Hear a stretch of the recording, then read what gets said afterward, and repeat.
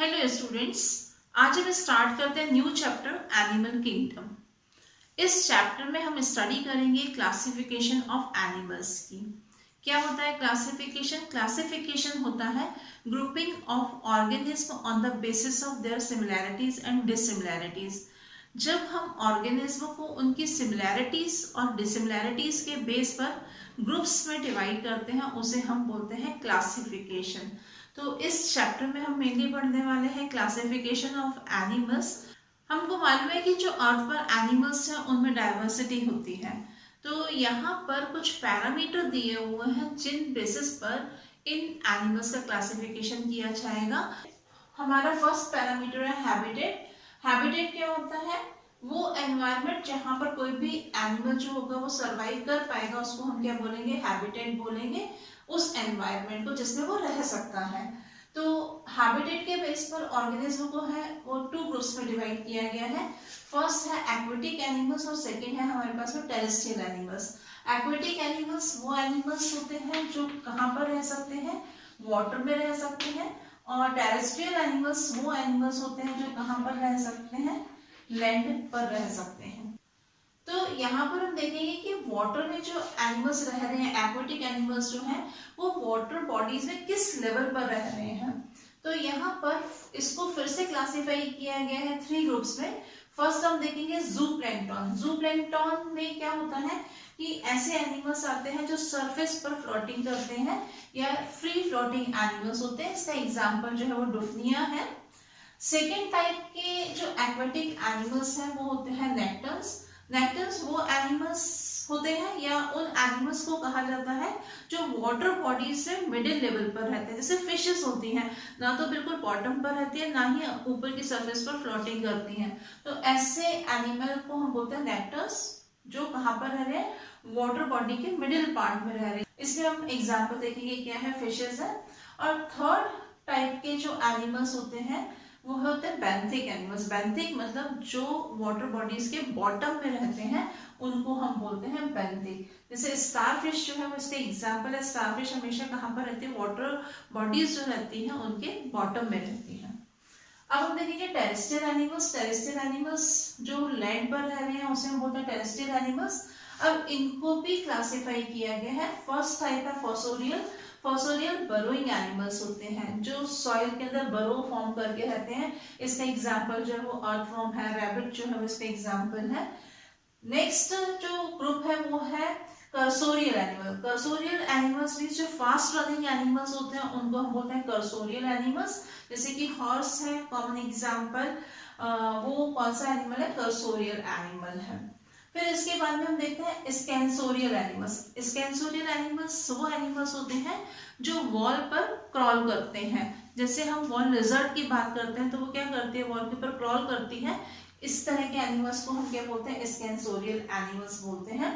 और एक एनिमल्स होते हैं आर्बोरियल एनिमल्स। आर्बोरियल एनिमल्स वो एनिमल होते हैं जो ट्रीज पर रह सकते हैं। जैसे हमने देखा है मंकी है, बर्ड्स हैं या स्क्विरल है, वो कहाँ पर रहते हैं? ट्री पर रहते हैं। मतलब बोल सकते हैं अबव द लैंड, लैंड के ऊपर रह रहे हैं, उसको हम बोलते हैं आर्बोरियल एनिमल्स। पर अगर हम बर्ड्स की बात करें तो बर्ड्स को हम बोलते हैं एरियल एनिमल्स। और उन्हें एरियल क्यों कहा जाता है? क्योंकि वो एयर के अंदर स्टे कर सकते हैं, रुक सकती हैं। तो जो एयर के अंदर स्टे कर सकते हैं एनिमल्स उनको हम बोलते हैं एरियल एनिमल्स। और इसमें आपकी क्या आती है? बर्ड्स आती हैं। तो इस तरह से हम हैबिटेट के बेस पर ऑर्गेनिज्म को क्या कर सकते हैं? क्लासिफाई कर सकते हैं। तो कितने ग्रुप में क्लासिफाई कर सकते हैं? 2 ग्रुप्स में मेनली क्लासिफाई कर सकते हैं। एक होते हैं एक्वेटिक एनिमल्स और एक होते हैं हमारे पास में टेरेस्ट्रियल एनिमल्स। तो एक्वेटिक के भी में डिफरेंट टाइप देखें कौन कौन से हैं? जू प्लैंक्टन, नेक्टर्स और बेंथिक। और सेम ऐसे टेरेस्ट्रियल जो एनिमल्स होंगे उनको हम डिवाइड कर सकते हैं किस किस ग्रुप में? फॉसोरियल में, कर्सोरियल में, स्कैंसोरियल में और आर्बोरियल एनिमल।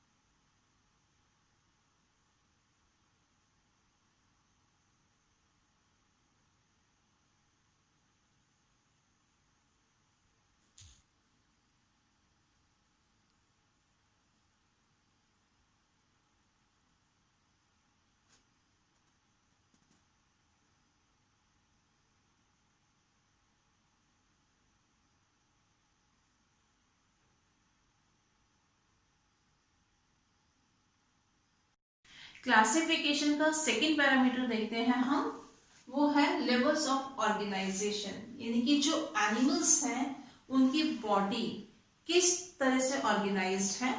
इसमें फर्स्ट टाइप है हमारा cellular level of organisation.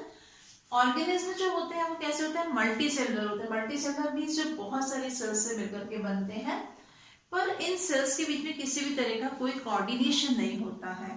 Her cell जो होती है इंडिपेंडेंटली वर्क करती है, वो कभी भी कोऑर्डिनेट होकर के वर्क नहीं करती हैं। तो इस तरह के लेवल को हम बोलते हैं cellular level of organisation. Means जो एनिमल्स है वो बहुत सारी सेल्स से मिलकर के बना है, पर उसकी सभी सेल्स जो है वो इंडिपेंडेंटली वर्क कर रही है, उनके बीच में किसी भी तरह का कोऑर्डिनेशन नहीं है।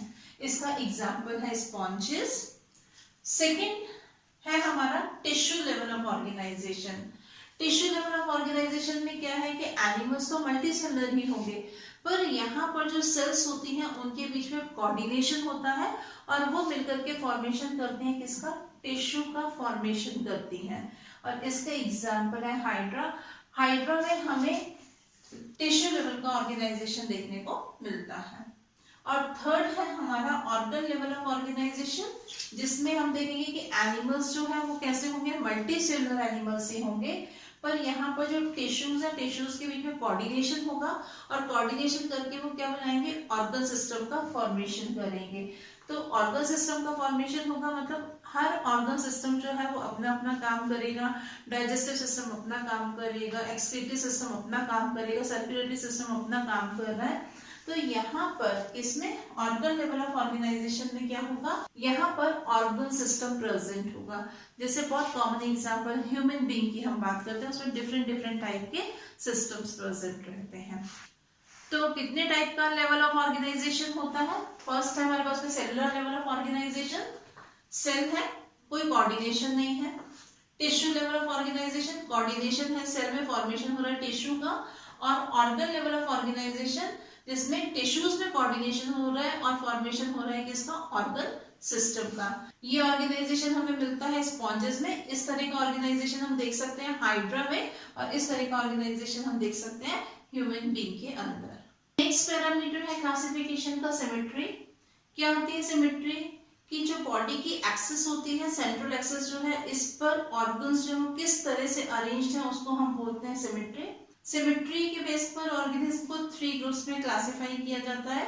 तो एक होते हैं एसिमेट्रिकल एनिमल्स। एसिमेट्रिकल एनिमल्स वो एनिमल्स होते हैं जिनमें कि उनकी बॉडी को किसी भी प्लेन से सेंट्रल एक्सिस के थ्रू 2 इक्वल हाफ में डिवाइड नहीं किया जा सकता, या 2 आइडेंटिकल हाफ में डिवाइड नहीं किया जा सकता। ऐसे एनिमल्स को हम बोलते हैं एसिमेट्रिकल एनिमल्स।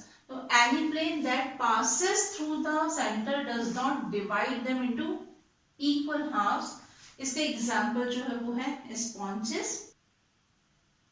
सेकेंड टाइप के एनिमल्स होते हैं रेडियल सिमेट्रिकल एनिमल्स, या हम इस सिमेट्री को बोलते हैं रेडियल सिमेट्री। तो इसमें क्या होता है कि ऐसे एनिमल्स जिनमें की रेडियल सिमेट्री होती है उनको हम किसी भी प्लेन से सेंट्रल एक्सिस के थ्रू 2 इक्वल हाफ में डिवाइड कर सकते हैं, उसे हम बोलते हैं रेडियल सिमेट्रिकल एनिमल्स, या ऐसे सिमेट्री को हम बोलते हैं रेडियल सिमेट्री। जैसे अगर हम स्टार फिश की बात करें तो स्टार फिश में हम देखेंगे कि इसे हम किसी भी तरह से 2 इक्वल हाफ में डिवाइड कर सकते हैं। तो ऐसी सिमेट्री को हम बोलते हैं रेडियल सिमेट्री, और ऐसे एनिमल्स होते हैं रेडियली सिमेट्रिकल एनिमल्स। इसके बाद में आती है बायलैटरल सिमेट्री, या एनिमल्स को हम बोलेंगे बायलैटरल सिमेट्रिकल एनिमल, जिसमें एनिमल की बॉडी को 2 इक्वल हाफ में केवल सिंगल प्लेन से सेंट्रल एक्सिस के थ्रू डिवाइड किया जा सकता है, उसको हम बोलते हैं बायलैटरल सिमेट्री। और ऐसे एनिमल्स को कहा जाता है बायलैटरली सिमेट्रिकल एनिमल्स। इसमें बहुत अच्छा एग्जांपल है ह्यूमन बीइंग। हम देखेंगे जो ह्यूमन बीइंग होते हैं उनकी बॉडी को केवल सिंगल प्लेन से, वर्टिकल प्लेन से 2 इक्वल हाफ में डिवाइड किया जा सकता है। तो इस तरह से सिमेट्री के बेस पर हम क्या कर सकते हैं, ऑर्गेनिज्म को क्लासिफाई कर सकते हैं। एसिमेट्रिकल, जिसमें बॉडी किसी भी प्लेन से 2 इक्वल हाफ में सेंट्रल एक्सिस के थ्रू डिवाइड नहीं होगी। रेडियल सिमेट्रिकल एनिमल्स या रेडियल सिमेट्री, जिसमें कि एनिमल की बॉडी जो होगी वो किसी भी प्लेन से सेंट्रल एक्सिस के थ्रू 2 इक्वल हाफ में डिवाइड हो जाएगी। और बायलैटरल सिमेट्रिकल एनिमल्स या बायलैटरल सिमेट्री जिसमें एनिमल्स की बॉडी जो होती है केवल सिंगल प्लेन से सेंट्रल एक्सिस के थ्रू 2 इक्वल हाफ में डिवाइड होती है।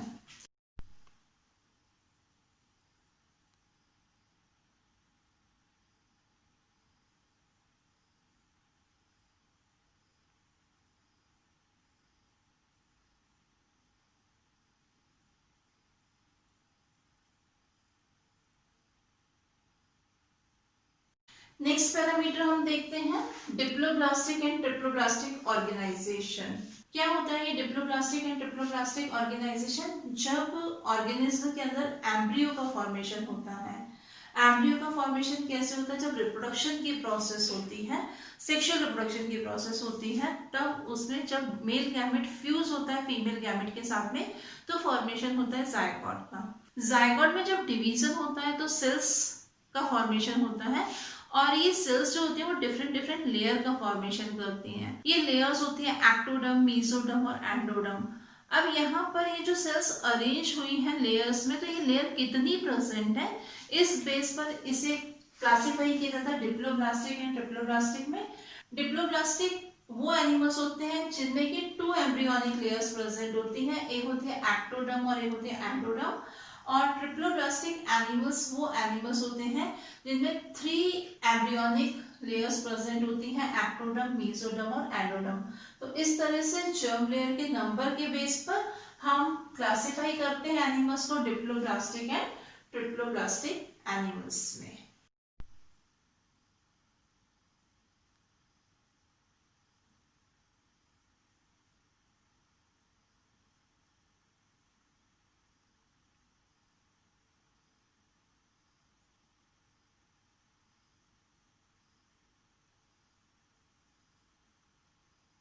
क्लासिफिकेशन के कुछ और पैरामीटर डिस्कस करेंगे हम नेक्स्ट क्लास में। Thank you.